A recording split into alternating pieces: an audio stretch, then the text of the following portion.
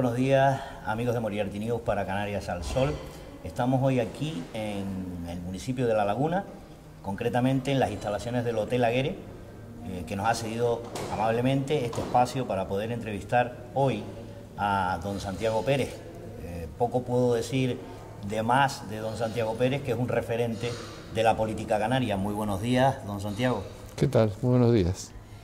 Bien, pues vamos a hablar con Santiago Pérez de muchas cosas. Procuraremos ser concretos y precisos para poder aclarar bien lo que está sucediendo, no solo en La Laguna, sino en Canarias y donde haga falta. Y donde haga falta. Don Santiago, vamos a empezar, si a usted le parece, en esta entrevista de hoy, hablando de política municipal. Usted es concejal, entre otras cosas, del Ayuntamiento de La Laguna por el grupo político Por Tenerife Nueva Canarias. ¿Cómo ve usted el funcionamiento plenario? Porque nosotros hemos acudido muchas veces a los plenos y hemos visto una pequeña batalla, digamos, de gallito de pelea entre usted y el alcalde, evidentemente pues por su carisma, por su caché y sus conocimientos jurídicos. Yo no soy un gallito de pelea, podría ser a lo mejor un gallo viejo ya, ¿no? Pero, como dicen los venezolanos, el gallo de pelea en su batea, y yo estoy ya en mi batea. Digamos en su tema, porque usted es abogado y es profesor de Derecho Constitucional en la Universidad de La Laguna. Digamos que son materias que usted conoce perfectamente. Bromas aparte. Yo creo que no hay ninguna pelea de gallitos. Lo que hay es una pelea por la calidad de la democracia municipal. Y yo en esa pelea he intentado estar no solo frente a este alcalde, sino frente a la ristra de alcaldes de Coalición Canaria del lado de la democracia. La democracia implica que el gobernante tiene poder para gobernar y la oposición debe ejercer la función de control político. La diferencia entre la democracia y lo que no es una democracia es que en democracia hay control. Y entonces yo sufro cuando veo que la función de control está muy degradada. Mire, probablemente, le pongo un ejemplo, probablemente el Ayuntamiento de La Laguna es la única institución representativa donde cuando se realiza el trámite de preguntas al gobierno, que es lo menos que se despacha en control político, lo más cotidiano, no hay réplica y dúplica, con lo cual la pregunta de la oposición puede verse contestada con una reprimenda del gobierno a la oposición y ya no hay más. Sí, realmente... Yo, por ejemplo, por eso nunca formulo una pregunta, porque una pregunta requiere preguntar, contestación del gobernante, réplica y dúplica, como ocurre en el Congreso de los Diputados, en el Parlamento de Canarias o en el Cabildo de Tenerife, pero en La Laguna no. En La Laguna se ha instalado, porque esa es la cultura de Coalición Canaria, una cultura del poder por el poder. Y al poder, aquí y en la Conchinchina, le incomoda el control. Siempre intenta zafarse del control. Y por eso, en el Ayuntamiento de La Laguna, hay muchas trifulcas cuyo trasfondo es una lucha por la calidad de la democracia. Y yo en esa lucha, con mis aciertos y mis errores, me he colocado desde siempre del lado de la calidad democrática. ¿Y usted cree que el control fiscalizador que tiene la oposición en el Ayuntamiento de La Laguna se está ejerciendo adecuadamente? ¿De dónde parte quizás esos obstáculos para poder controlar bien al grupo de gobierno? Yo creo que hay dos tipos de dificultades y creo, honestamente, que la oposición, y yo no me estoy refiriendo a la que pueda ejercer yo o podamos ejercer mis compañeros del grupo, me refiero, por ejemplo, a la que ejercen los concejales de Unidos se Puede. Yo creo que la oposición en La Laguna está haciendo un esfuerzo y está intentando cumplir con seriedad lo que nos corresponde en una institución democrática, que es fundamentalmente la función de control. Primero, hay una gran insuficiencia de medios. El gobierno municipal para actuar cuenta con toda la administración municipal como soporte, con los recursos presupuestarios, y el gobierno municipal se ha negado por primera vez a que la oposición en La Laguna cuente con los medios personales indispensables para ejercer su función. Por otro lado, la labor de control se dificulta cuando el gobernante está interesado en dificultar la función de control. Yo en este asunto tengo que decir, mire, he sido jefe de la oposición frente a Adán Martín, frente a Ricardo Melchor, frente a Paulino Rivero en el Parlamento de Canarias, frente a Elfidio Alonso, frente a Oramas, a la que le gané las elecciones representación del Partido Socialista, pero ella se calzó la alcaldía frente a Clavijo y frente a José Alberto. Y tengo que decir que de todos esos alcaldes, el único que era respetuoso con la función de la oposición, que es esencial en democracia, fue don Elfidio Alonso, con el que yo tuve grandes trifulcas, al margen de la amistad que siempre tuvimos. Pero Elfidio Alonso se notaba que él expresaba un fondo de educación y de principios republicanos. No nos obstruyó nunca. Yo me acuerdo solicitar información, que es imprescindible para poder ejercer la labor de control, y el mismo día que se presentaba el escrito, estaba una diligencia del alcalde diciendo: procédase, firma Elfidio Alonso. Es decir, entréguesenos esa documentación. Yo creo que este tipo de circunstancias dificultan una labor de la oposición que a veces resulta muy difícil llevar a cabo. Le voy a poner un ejemplo. Hoy mismo, estoy leyendo el informe que ha elaborado el interventor de la corporación sobre la serie de decretos, de decisiones, por lo tanto, del alcalde y de los tenientes de alcalde, que se adoptaron en el último trimestre del año pasado, en contra de los informes de la intervención, que son informes de legalidad. Y el propio interventor, al final de su informe, dice: este informe puede estar lleno de errores, porque no existe un programa informático que le permita a intervención un seguimiento adecuado de los expedientes municipales. A través de los expedientes municipales y de las decisiones o decretos de la alcaldía se administra la mayor parte del dinero de los contribuyentes laguneros y se desarrolla casi toda la actividad del ayuntamiento. Bueno, la intervención de la laguna carece de un programa informático que le permita seguir debidamente los expedientes que se tramitan en el ayuntamiento. Esto es la edad de piedra de un ayuntamiento que, por otro lado, se puede gastar cada año, y de hecho se gasta más de 1 millón de euros en publicidad y propaganda. Estas son las claves, que la intervención municipal de La Laguna denuncie hoy, lo acabo de leer hoy, una vez más, que carece de un programa informático para poder hacer un seguimiento adecuado de los expedientes municipales, cuando la intervención es el órgano al que le corresponde la fiscalización interna del ayuntamiento y el examinar si las decisiones que toma el ayuntamiento, que generan obligaciones económicas para la hacienda municipal, son legales o no. Esto es así, no lo digo yo, lo dice el interventor. Sí, pero esto no es nuevo, ¿no, don Santiago? Porque esto, puedo poner un referente cuando el caso Corredor, donde estaba implicado el señor Clavijo, la anterior legislatura, los canarios pudimos observar con asombro cómo la justicia de los juzgados de La Laguna estaba infradotado de herramientas para poder afrontar, recordemos aquel caso del escáner, que no aparecía por ninguna parte y se había solicitado hacía 2 años y no se colocaba ese escáner. Es decir, no dotar a la justicia de herramientas o a los órganos fiscalizadores de gobierno de herramientas es una estrategia, ¿no? Parece que es una estrategia para... Sin lugar a dudas, sin lugar a dudas. Vamos a ver, Coalición Canaria representa esencialmente la cultura del poder, ni siquiera del poder institucional, del poder social más influyente en el archipiélago y en particular en la isla de Tenerife desde siempre. Es su expresión política. Luego se revestirán de un discurso más o menos nacionalista, más o menos, en fin, populista, pero son la expresión en las instituciones del archipiélago de los intereses de los grupos económicos más influyentes. Y por eso yo, que soy una persona de convicciones socialistas y democráticas, he estado siempre en el otro lado de la trinchera, en términos simbólicos. Se perpetúan de padres a hijos no la cultura de la democracia, la cultura del poder, que tiene como objetivo fundamental tener el poder, acapararlo y perpetuarse en el poder. Miren, en la sociedad contemporánea, las personas que estudian de este asunto y que saben de esto, yo me dedico a estudiarlo como modesto profesor universitario, dicen lo siguiente: el contrapeso de poderes es la garantía principal de la libertad. Cuando todo el poder está en unas manos, la libertad está amenazada.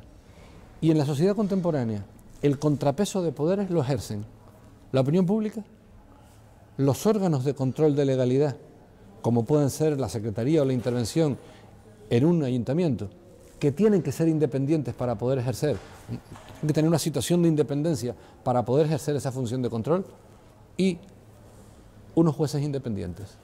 Opinión pública, oposición y la independencia de los funcionarios, sean de la administración o pertenezcan al Poder Judicial, que tienen la función de control de legalidad, son hoy el contrapeso de poderes. Y si en una sociedad no existe contrapeso de poderes, la libertad es simplemente una ficción. Como dice el Tribunal Constitucional, la democracia se convierte en una cáscara vacía, en una farsa de democracia. Efectivamente. ¿Qué le parece a usted este caso que ha surgido hace poco, en el que se conocía que había un funcionario del Ayuntamiento de La Laguna que estaba en prisión, se encontraba en prisión, estaba cumpliendo una condena en prisión y al mismo tiempo seguía cobrando la nómina municipal? Esto se denunció y parece ser que no ha tenido la trascendencia suficiente, porque me parece un caso gravísimo. La gente se ha quedado estupefacta cuando ha habido esta noticia, ha visto esta noticia que estaba pasando. Es decir, esto puede venir a colación de esto que está usted contando un poco, ¿no? O sea, es decir, no hay un control exhaustivo correcto, no hay libertad a los órganos que tienen que fiscalizar todo este tipo de cosas, porque el gobierno que está en ese momento, pues parece que mira para otro lado y tiene el poder total. Mire, a mí me resulta como a todos los ciudadanos que han conocido esta noticia inexplicable lo que ha ocurrido, inexplicable. Que una persona que es empleada público lleve tiempo en prisión y siga cobrando su sueldo es prácticamente un imposible, pero ha estado ocurriendo. Y la pregunta es ¿por qué ocurre esto? Y en mi opinión es porque desde hace demasiados años las personas que tienen al frente del Ayuntamiento de La Laguna que velar por la transparencia, por el buen funcionamiento de la institución, no hacen bien su trabajo. Y no hacen bien su trabajo porque en el Ayuntamiento de La Laguna hay personas que saben demasiado y a las que no se puede tocar, porque se corre el mismo riesgo que corre el Partido Popular si toca a Rita Barberá, que yo ya hoy ha dicho que estuvo en la Moncloa, pero no para hablar con un dargarín. Ha enseñado la patita, diciendo, como siguen tirando por ahí, yo sigo tirando. A mí este caso me recuerda a lo que pasó hace algunos años con el que se conoció entonces como el caso Baute. Baute era un empleado del Ayuntamiento de La Laguna. Todo el mundo sabía que era un conseguidor al servicio de Coalición Canaria. Todo el mundo lo sabía, hasta el punto de que una legislatura antes de que se conociera el caso Baute, el que era concejal de personal del Partido Popular en un gobierno dirigido por Coalición Canaria, y voy a decir el nombre, Seferino, recordaré el apellido luego, Seferino Brito Arencibia, le intentó abrir un expediente sancionador a Baute porque no estaba nunca en su puesto de trabajo. Y Martín Luis, y yo entiendo que también el alcalde, le obligaron a cerrar el expediente. Nicolás Baute nunca estaba en su puesto de trabajo, era un funcionario de una categoría modesta para entendernos, pero en muchos ambientes era conocido como el conseguidor, la persona que se movía en los bajos fondos del Ayuntamiento de La Laguna y declara adscripción a Coalición Canaria, más que a Coalición Canaria, a la vieja ATI, a la que representaba Martín Luis y compañía. Bien, 2 o 3 años después empezó a rumorearse que podía haber en el Ayuntamiento una moción de censura para convertirme a mí, que había ganado las elecciones, en alcalde. Solo nos hacía falta un voto, solo uno. Teníamos 13 concejales y con uno tendríamos la mayoría absoluta y la posibilidad de interponer una moción de censura contra Oramas, que era alcaldesa, habiendo perdido las elecciones frente a mí, nada menos que por 3 concejales de diferencia y por 10 puntos porcentuales. Fue una derrota en toda regla. Bien, pues se decía que la persona que podía apoyar al Grupo Socialista, que teníamos 13 concejales, era la concejala del Partido Popular, Raquel Lucía Pérez Brito. Y entonces se supo que un empleado del Ayuntamiento de La Laguna, Nicolás Baute, adscrito claramente a ATI, a la vieja ATI, había convocado a unos empresarios de la construcción que tenían problemas en la gerencia de urbanismo y les había propuesto arreglarles todos los problemas que tenían legales en la gerencia de urbanismo si ellos estaban dispuestos a, en el caso de que se presentara una moción de censura, secuestrar a Raquel Lucía para que no pudiera ir al Pleno, se votara la moción de censura, no sacara mayoría absoluta y siguiera Oramas siendo alcaldesa. Bien, resulta que los empresarios grabaron la conversación y empezaron a chantajear al funcionario y a quien fuera con dar a conocer esa grabación. El entonces primer teniente alcalde Arquímedes Jiménez dijo que la grabación era un montaje, pero poco tiempo después los servicios de la policía dijeron que el vídeo era auténtico. ¿Qué fue aquello? ¿Qué pasó con Nicolás Baute? Pues Orama se rasgó las vestiduras, lo despidieron, Nicolás Baute cayó para siempre. Que yo sepa, Nicolás Baute no ha tenido ningún empleo desde entonces y en cambio vive en condiciones de buenas condiciones de vida, en la zona de los baldíos, ha llegado a tener hasta caballos, lo cual, en fin, es un indicador de un nivel de vida medio alto como mínimo. ¿Qué explicación tenía todo aquello? Pues la explicación que tenía es que en el Ayuntamiento de Laguna ha habido bajos fondos a los que se deja quietos, porque los que se mueven en esos bajos fondos saben demasiado. Esta es mi opinión, y como tal, no es la primera vez que la digo, ahí la tiene. Pero eso, don Santiago, no se podría entender como una especie de, digamos que mafia política. ¿Podríamos entender eso como una mafia al margen de incluso de la propia legislación? No, todas las mafias son al margen de la legislación. Yo diría que sí, una mafia esta de corral y gallinero, ¿sabes? Sí, una mafia, pero que en determinados momentos a alguno de ellos se le puede ocurrir nada menos que intentar un secuestro para tratar de evitar un cambio de gobierno que parecía inminente y que había sido deseado por los ciudadanos porque se iba a convertir en alcalde al que había ganado las elecciones desde la oposición. Ganar las elecciones municipales del gobierno es relativamente fácil, ganarlas desde la oposición es casi imposible. Yo siempre he dicho que la única cosa más difícil que ganar unas elecciones municipales desde la oposición, ¿sabe cuál es? Perderlas desde el gobierno. Porque en un ayuntamiento como el de Madrid, de una ciudad de 2 millones, de 4 millones, de 5 millones de habitantes, abarcar desde el gobierno municipal al electorado es casi imposible. Por eso en esos ayuntamientos se producen cambios en la alcaldía con relativamente frecuentes. Pero en un ayuntamiento pequeño o mediano, desde el gobierno municipal, controlar el número suficiente de electores, mediante subvenciones, clientelas, etcétera, para que te den la mayoría, sumándolos a los que en buena ley te darían el voto, está tirado. Por eso digo, en un ayuntamiento como el de La Laguna, no digamos un ayuntamiento más pequeño, no hay nada más difícil que ganar las elecciones desde la oposición. Lo único más difícil es perderlas desde la alcaldía.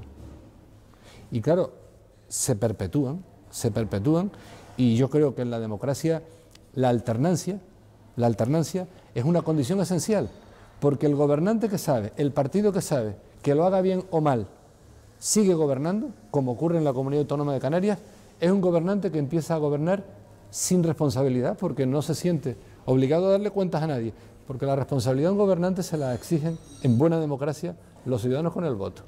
Y con el voto se quita un gobernante malo para poner un gobernante nuevo, no bueno, nuevo, que si resulta igual de malo, pueden volverlo a quitar.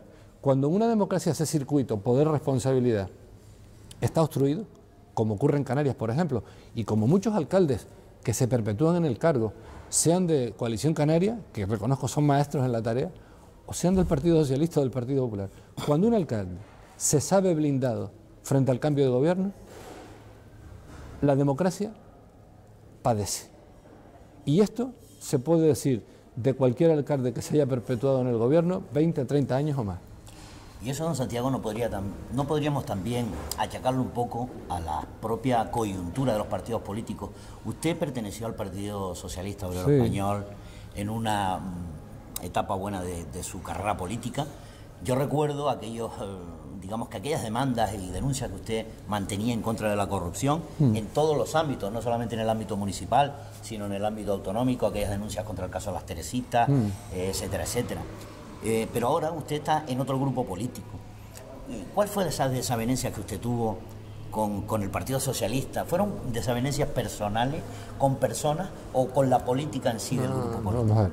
Yo en mi vida he formado parte de dos organizaciones políticas. Una durante el franquismo que se llamó OPI, que era una organización de izquierda radical de la que formamos parte personas que luego hemos tenido una trayectoria política relativamente larga en estas últimas décadas, ¿no? Y después de OPI del Partido Socialista, he sido militante del Partido Socialista durante 30 años. Después de que abandoné el Partido Socialista, yo no he formado parte de ningún otro partido. Tengo muy buenas relaciones con mucha gente del Partido Socialista. Mi ideario es un ideario, digamos, socialdemócrata, y tengo muy buenas relaciones desde siempre con el grupo de dirigentes que finalmente formó Nueva Canarias. No olvide que yo fui abogado de Román Rodríguez cuando yo a Román Rodríguez le llevo 1 año y medio. Cuando Román Rodríguez fue juzgado con 22 años por un asunto de relativa importancia que hubo mientras él era estudiante, él y 49 estudiantes más, había 9 estudiantes cuyas familias no tenían medios para contratar un abogado. Yo les defendía a los 9 y yo tenía 23 o 24 años. Uno de ellos era Román Rodríguez. Y yo podía tener 23 años y medio, 24 tal vez. Estoy hablando al bordear los años 70 y empezar los 80. Pudo ser el año 79, tal vez en el año 80.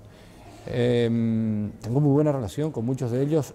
Además, algunos de ellos proceden de la misma OPI de la que yo fui militante en los tiempos del franquismo.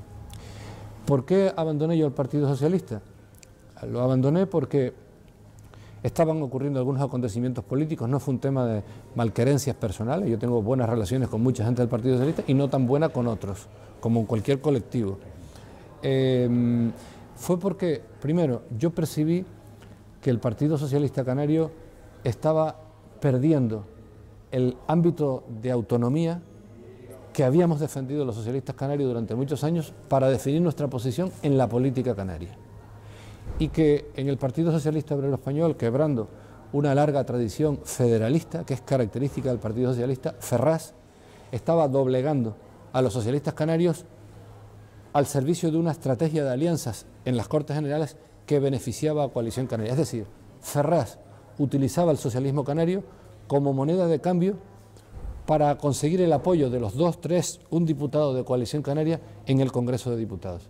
Y a mí me parecía que eso era pervertir el Estado de las Autonomías y humillar al Partido Socialista Canario. Lo vi venir y yo dije, para esas políticas, conmigo no. No había que hacer un profeta, porque el tiempo ha demostrado el sometimiento casi completo del Partido Socialista Canario a los intereses y a lo que Coalición Canaria representa. Esa fue mi decisión. Mire, le voy a decir algo. En el año 1985 se produjo una crisis, la única crisis de aquella legislatura en la comunidad autónoma.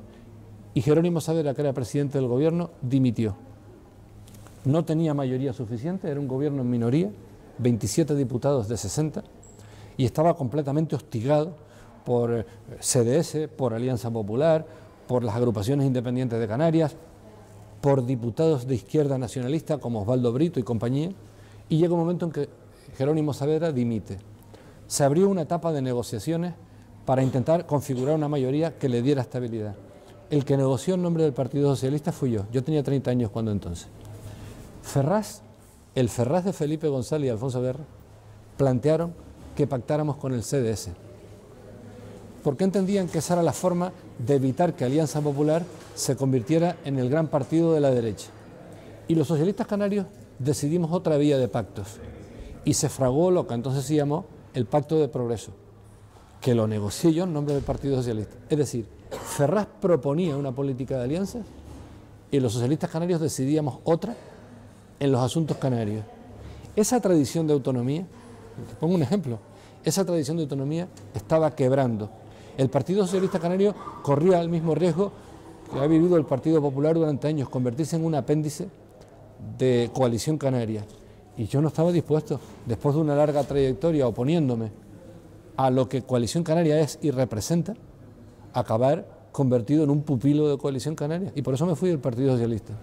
Y le digo una cosa, el tiempo creo que ha puesto a cada uno en su sitio. Y el Partido Socialista en los últimos años, con José Miguel Pérez en el gobierno, y hoy, y yo lo siento, con Patricia Hernández, está convertido en algo completamente desfigurado, sin personalidad propia. Y le digo una cosa, en democracia, la primera condición para pedirle el apoyo a los electores y aspirar a ser mayoría, la primera condición es tener una personalidad propia, es decir, representar ante los ciudadanos algo diferente de lo que representan otros partidos. En estos momentos el Partido Socialista está completamente convertido en una fantasmagoría de lo que fue y de lo que debiera intentar seguir siendo el Partido Socialista Canario.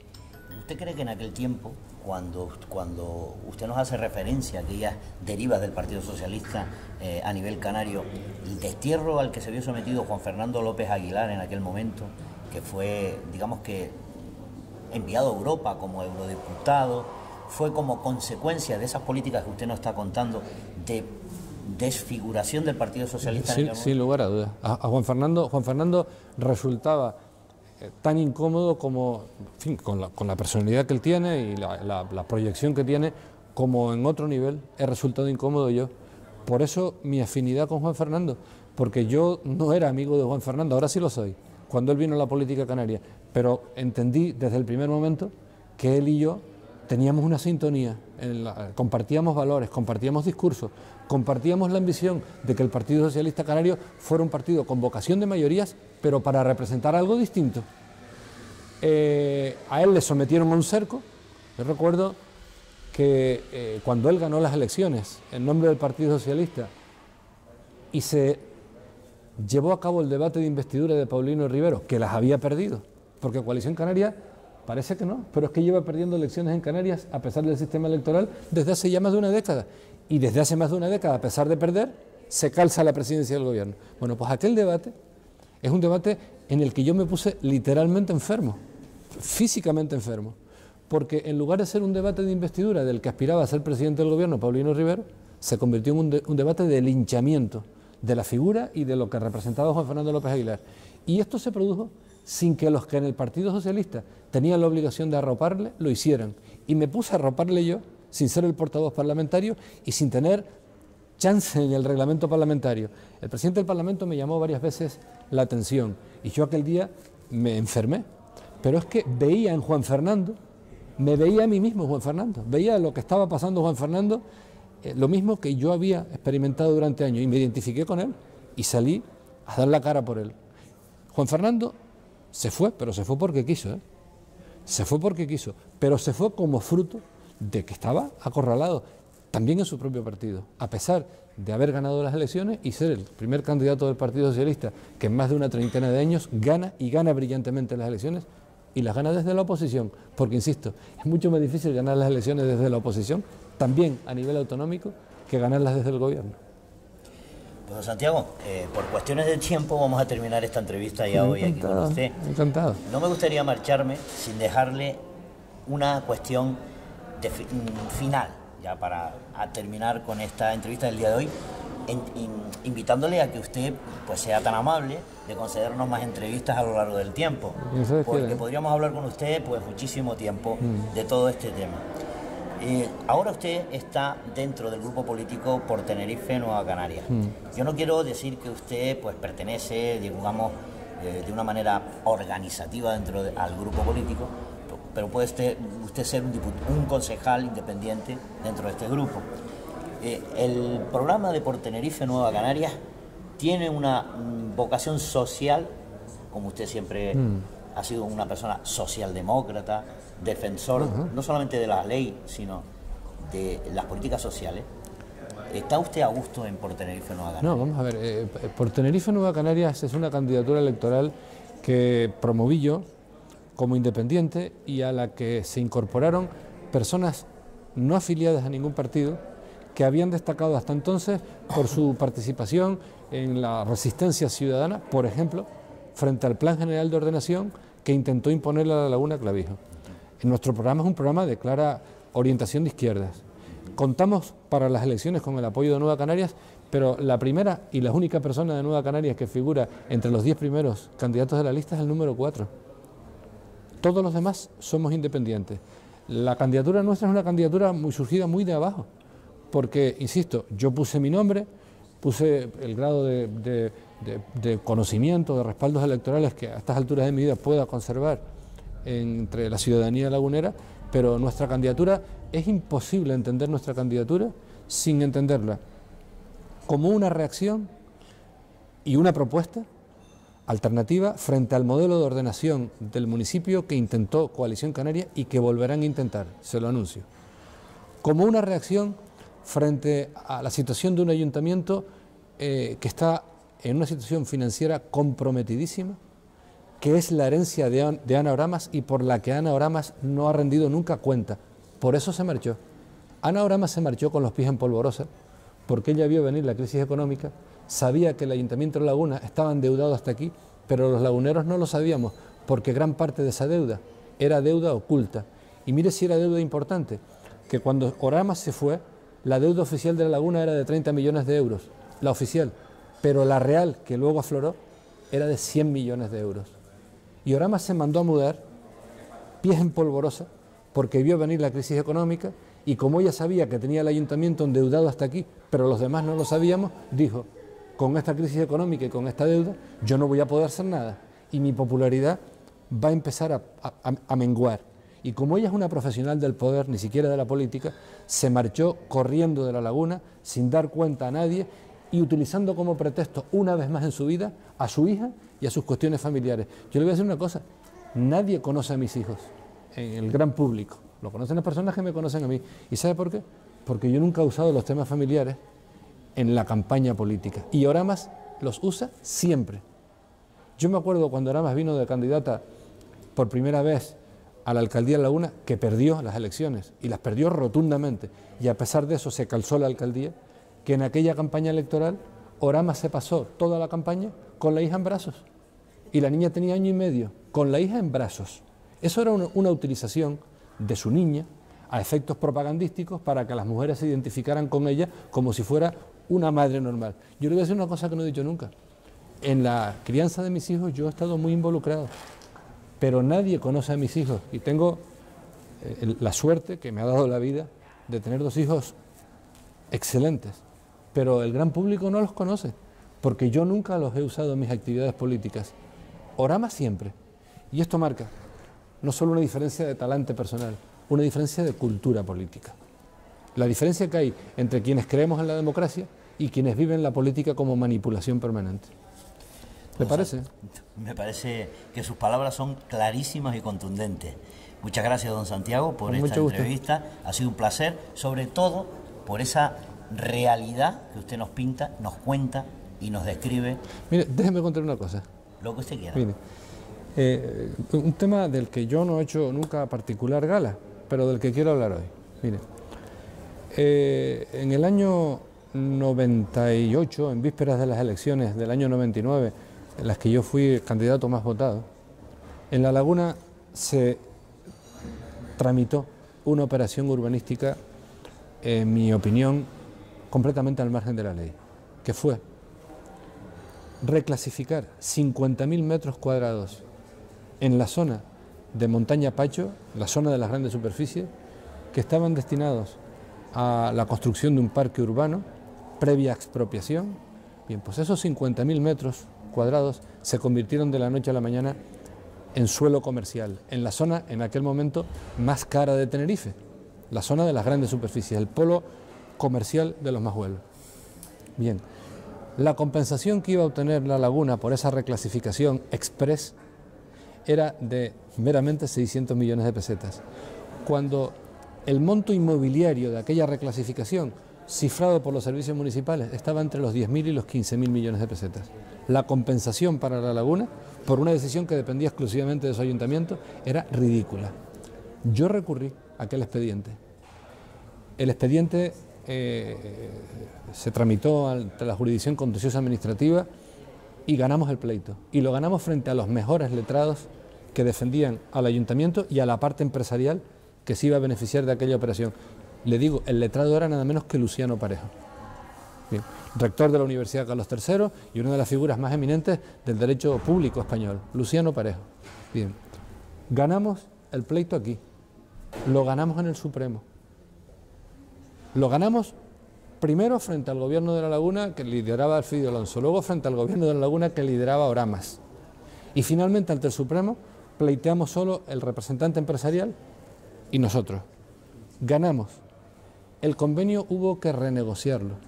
Y como consecuencia de la renegociación del convenio, el empresario tuvo que adquirir compromisos con La Laguna, que según él mismo me dijo hace un par de años, ya iban por los 40 millones de euros. Es decir, cuando La Laguna iba a percibir solo 600 millones de pesetas, ya hace 2 años, certificado por los servicios del ayuntamiento, el empresario ha tenido que invertir 40 millones de euros. Hagamos las cuentas, estamos hablando de 7.000 millones de pesetas. Bien, ese fue mi regalo a La Laguna, porque ese pleito a mí me costó la alcaldía, porque estaba al borde de la mayoría absoluta y ese empresario en víspera de elecciones movió todo lo que estaba a su alcance para que yo no tuviera la mayoría absoluta, sabiendo que si no la obtenía, entre el Partido Popular y Coalición Canaria impedirían mi llegada a la alcaldía. Ese pleito yo lo hice, no lo cobré, como tantas otras cosas que he hecho en La Laguna, de tipo jurídico, de alcance, y fue, digamos, mi regalo a la laguna. Y como es una cosa de la que nunca he hablado, son 7.000 millones de euros. Siempre he dicho yo en los pequeños círculos que lo mismo que perjudicaron a Santa Cruz económicamente los que tramaron la compraventa de las telecitas que yo denuncié, la misma cantidad le regalé yo a la laguna, promoviendo y manteniendo un pleito que se ganó contra un convenio urbanístico, una operación inmobiliaria en la que se iba a producir un incremento espectacular del valor de unos terrenos a cambio de nada para la laguna. Y hoy la laguna ha percibido inversiones con cargo a aquella operación que ya van por los 7.000 millones de pesetas. Fue mi regalo. Un regalo de hijo agradecido a la laguna. Don Santiago, la verdad que yo me he quedado alucinado con sus palabras, y los ciudadanos en la laguna deberían de plantearse el tema de los Reyes Magos. Parece que los Reyes Magos no vienen de Oriente, vienen de determinadas personas que se dedican realmente, porque quieren a su tierra, a resolverle los problemas importantes del municipio. Don Santiago, muchas gracias a ustedes. Muchísimas gracias. Muchas gracias, con mucho gusto. Amigos de Moriarty News para Canarias al Sol, hoy terminamos aquí nuestra entrevista con Santiago Pérez y esperemos poder hablar con don Santiago en cualquier otra ocasión. Muy buenos días.